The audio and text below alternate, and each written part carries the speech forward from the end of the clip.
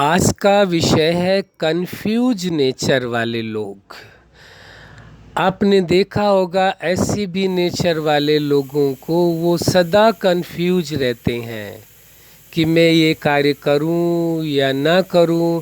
हर वक्त उनके मन में एक संशय सा बना रहता है, ये करना ठीक होगा या नहीं ठीक होगा, इसको करने से फ़ायदा होगा या नुकसान होगा, क्या करें कैसे करें।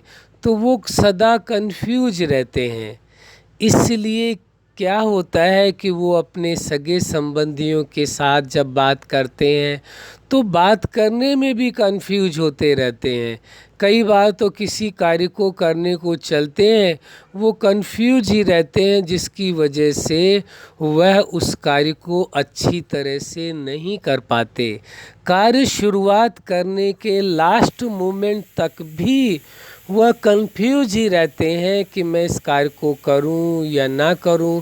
फिर दूसरों से बार बार वेरीफाई कराते रहते हैं कि भाई आप बताइए ये कार्य करना ठीक होगा या नहीं होगा मेरे लिए, मैं इस कार्य को कर पाऊंगा या नहीं कर पाऊंगा। ऐसे करके लोगों से बार बार एडवाइस लेते रहेंगे अपने आप को, किस लिए कि यह अपने आप को समझा पाएँ कि हाँ ये कार्य मैं जो करने जा रहा हूँ वह ठीक होगा। आप विचार करें कि मान लीजिए कोई व्यक्ति उसका अपना है, सगा संबंधी है, अच्छा व्यक्ति है, यदि फ्रेंड सर्कल में भी है, कोई अच्छी नेचर वाला है, तब तो वो सही गाइडेंस देगा। लेकिन यदि हर व्यक्ति से आप अपने बारे में या किसी कार्य के बारे में बार बार गाइडेंस लेंगे, बार बार पूछते रहेंगे कि मुझे ये कार्य करना चाहिए या नहीं करना चाहिए, तो हो सकता है कई ऐसे लोग हैं जो मिसगाइड भी कर देते हैं। आपके अंदर एक मनोबल पैदा भी हुआ कि कोई कार्य करें, तो कोई व्यक्ति ऐसे होते हैं ऐसी बात कह देंगे जो आपके मनोबल को और कमज़ोर बना देंगे। वैसे ही नेचर कंफ्यूज नेचर वाले व्यक्ति हैं और साथ में दूसरा आपको और कंफ्यूज कर देते हैं, आपके मनोबल को कमज़ोर कर देते हैं, जिसके परिणाम स्वरूप वह व्यक्ति अपनी लाइफ में सक्सेस नहीं हो पाता है।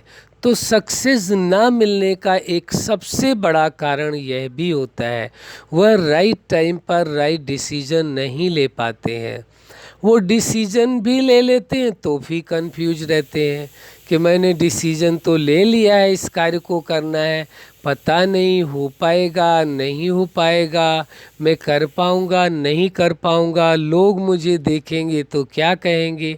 अरे भाई, लोग क्या कहेंगे, लोग क्या देखेंगे क्या नहीं देखेंगे, क्या कहेंगे क्या नहीं कहेंगे, ये कुछ भी मायने नहीं रखता है।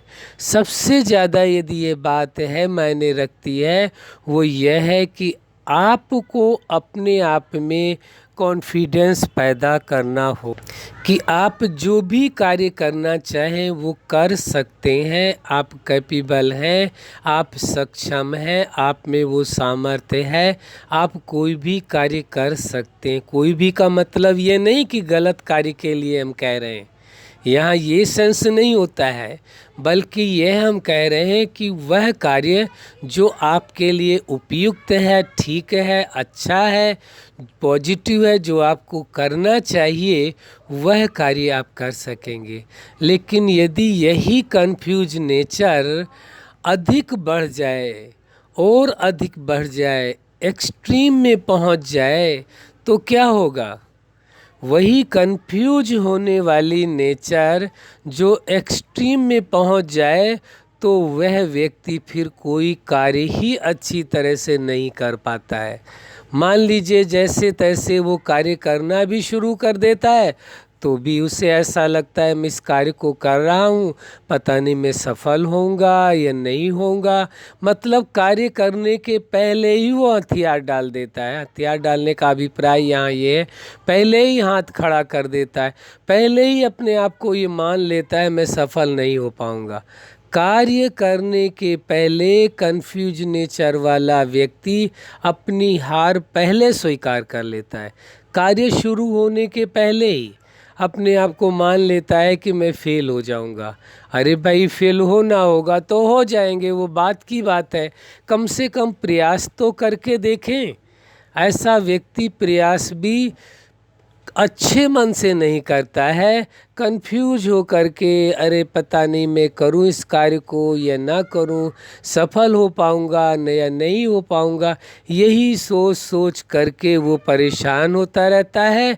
और जिस कार्य को करने के लिए वो अपना लक्ष्य बनाता है, उद्देश्य बनाता है, उस कार्य को अच्छे से मोटिवेट हो करके वह कर नहीं पाता है, या पूरी दृढ़ता के साथ, पूरी उमंग के साथ, पूरे जोश के साथ, पूरे डेडिकेशन के साथ वह कार्य नहीं कर पाता है, या ये कहें पूरे पैशन के साथ भी वो कार्य नहीं कर पाता है।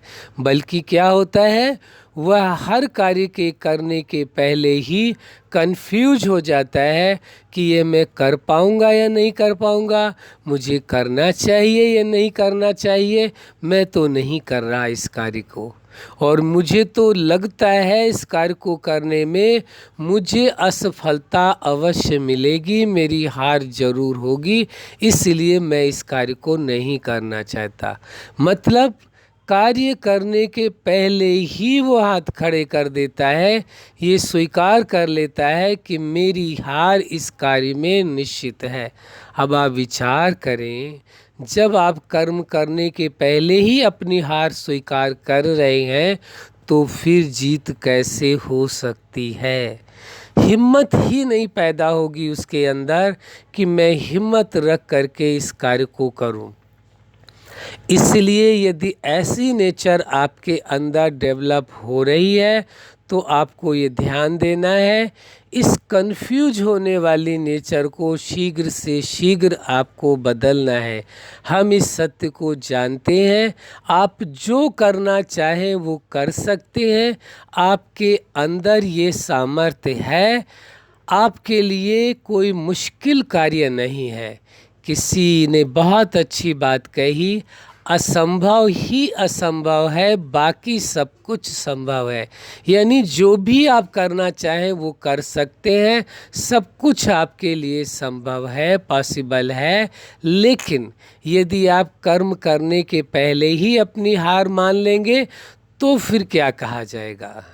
जैसे उदाहरण के लिए, कोई व्यक्ति बहुत अच्छा खेलता है, चाहे वो क्रिकेट हो, वॉलीबॉल हो, फुटबॉल हो, या टेनिस हो, या कोई भी खेल है, गेम है, वो बहुत अच्छा खेलता है, लेकिन उसके अंदर यदि एक कंफ्यूज होने वाली नेचर पैदा हो गई, मन में शक पैदा हो गया अपने लिए कि मैं नहीं खेल सकता, मैं तो हार जाऊंगा, वही व्यक्ति जबकि जिनके साथ खेल रहा है सदा जीतता आ रहा है, लेकिन कंफ्यूज होने वाली नेचर का जब जन्म हो जाता है तो उसी व्यक्ति की हिम्मत नहीं होती है, जिनके साथ वो जीत भी रहा होता है, उनके सामने ठहरने की, सामना करने की, बात करने की, और उनके साथ वह गेम खेलना तो बहुत बात की बात है, वो उनके सामने ही खड़े होने की हिम्मत नहीं करता है। तो ये समझ लेना है ये कंफ्यूज नेचर कितनी नुकसान कारक है। ये रिश्तों में भी दरार पैदा कर देती है। क्यों? क्योंकि व्यक्ति परेशान हो जाता है, कहते हैं हम आपको एक बार समझाएं, 2 बार समझाएं, 4 बार समझाएं, आखिर कितनी बार समझाएं। एक व्यक्ति की लिमिट तो होगी, जब वो कहेगा कि आपकी मर्जी, जैसा ठीक लगे आप करें, हमारे से कोई लेना देना नहीं है, तो वो कंफ्यूज नेचर वाला फिर क्या कर सकेगा। कंफ्यूज नेचर वाला लास्ट मोमेंट तक किसी भी कार्य को प्रैक्टिकल रूप देने के पहले कंफ्यूज ही रहता है, लोगों से एडवाइस ही मांगता रहता है। सबसे आश्चर्य की बात तो यह, वो किसी एक की एडवाइस से सेटिस्फाइड भी नहीं होता है। क्या कोई एक व्यक्ति से वो सलाह ले ले कि मैं इस कार्य को करूं या ना करूं, तो भी वो सेटिस्फाइड नहीं होता है। वो कई लोगों से बात करेगा, कई लोगों से अपनी बात को शेयर करेगा, अपनी प्रॉब्लम को शेयर करेगा और कोशिश करेगा कई लोगों से जान करके, फिर उसके बाद और भी कंफ्यूज हो जाता है, क्योंकि एक व्यक्ति ने हाँ कह दिया, दूसरे ने ना कह दिया, तीसरे ने कुछ और कह दिया। अब तीनों की अलग अलग विचारधारा सुनने के कारण, क्योंकि हर व्यक्ति किसी भी विषय में कोई बात कहता है या समझाता है या कार्य करता है तो अपने मानसिक लेवल के अकॉर्डिंग करता है, जैसा उसका माइंडसेट होता है उसी के अकॉर्डिंग वो कार्य करता है। लेकिन यहाँ तो मैटर ही अलग हो जाता है। यहाँ तो वो जब अपने नेचर के अकॉर्डिंग वो हर समय कंफ्यूज रहता है, तो एक ही प्रॉब्लम के लिए वो 10 लोगों से कोशिश करेगा सलाह लेने के लिए, और 10 की सलाह सबकी अलग अलग होगी, तो वहाँ पर और कंफ्यूज हो जाता है। अब मैं कैसे करूँ?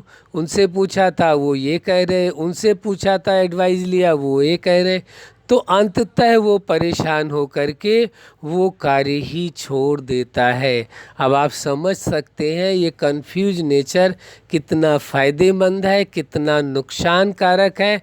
अब आपको यदि ठीक लगता है कि इस कंफ्यूज नेचर से अपने आप को अलग रखना है तो आपकी मर्जी, यदि लगता है नहीं यह नेचर आपको अच्छी लग रही है वो भी आपकी मर्जी। अच्छा, आप अपने जीवन में सफलता के शिखर तक पहुँचें, यही हमारी हार्दिक शुभकामनाएं हैं। आप सदा कंफ्यूज नेचर के शिकार होने से बचे रहें, यही हमारी हार्दिक शुभकामनाएं हैं। सदा खुश रहें, मुस्कुराते रहें। धन्यवाद।